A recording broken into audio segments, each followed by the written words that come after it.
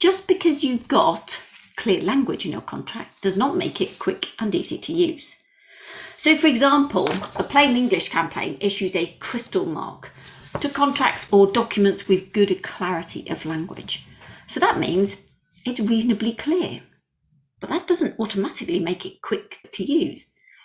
So a contract is quick if you can choose it easily because you know what it stands for. So the Federation of Master Builder contracts, for example, say things like a small works contract or a building contract for domestic work or commercial work. Domestic is kind of construction jargon for work on a person's home.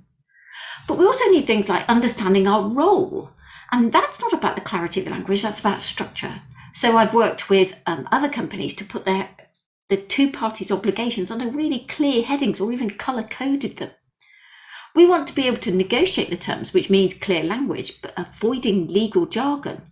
And one of the bits of jargon that was left in the Federation of Master Builders contract was to do with time being of the essence. Now, time should never be of the essence in a construction contract. That basically means if it's late, you don't want it at all. Maybe for oranges that are being delivered from America, you don't want them if they're liquid rather than solid. But generally speaking, time of the essence is not relevant. And they changed that language as time is not an essential term of this contract. But really, it's not a term of any construction contract. So clarity of language didn't actually deal with things like risks or terms. The other thing that you really need for a quick and easy to use contract is one that you can fill in. So all the information's on the front page. Now, when I read this contract, I thought, great, there's boxes on the front page. But there's also 21 other things to fill in, 25 optional things to put in throughout these 15 pages of contract. And on the front, it doesn't even say what the works are. It just says, we will carry out the work set out on the attached document. I need something else to tell me what they're doing. Oh, so we need it to be quick to fill in. And we can do that in an Adobe form where you just tab across to all the boxes that need to be filled in and type it in. We can then do it on our phone. We can probably dictate it to Siri. But it's also quick to use it if you've got at-a-glance information. When are you starting? How much are you going to get paid? What's the regularity of payment? Another thing that makes a contract quick and easy to use is good processes, balanced, simple processes.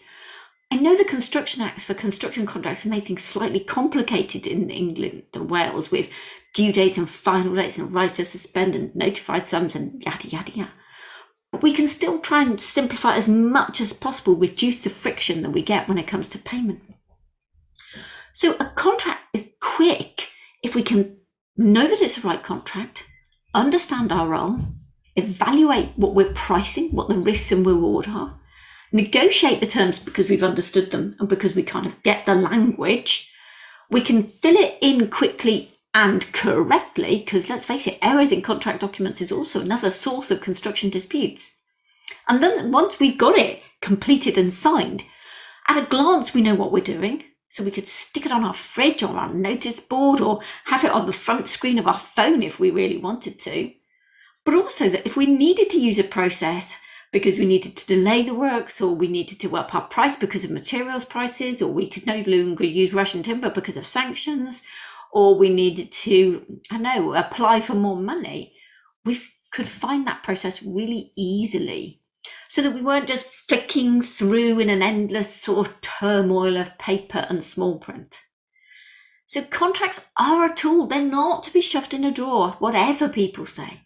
They're a tool to help you do business. And yes, we have some rusty spanners in the toolbox in your garage or the buck of your car, but there are certain tools in there that you use all the time, and that's what a contract is like. The tool that you have stuck on the wall because you're constantly using it, in your handbag, in your desk drawer, the sort of tools that you'll buy your kids or your parents because you use them so much. That's what a contract is. It's a tool that should be used regularly. And tools that safeguard your business without annoying your clients are ones that are quick and easy to use, as well as quick and easy to read. What's stopping you making your contracts quick and easy?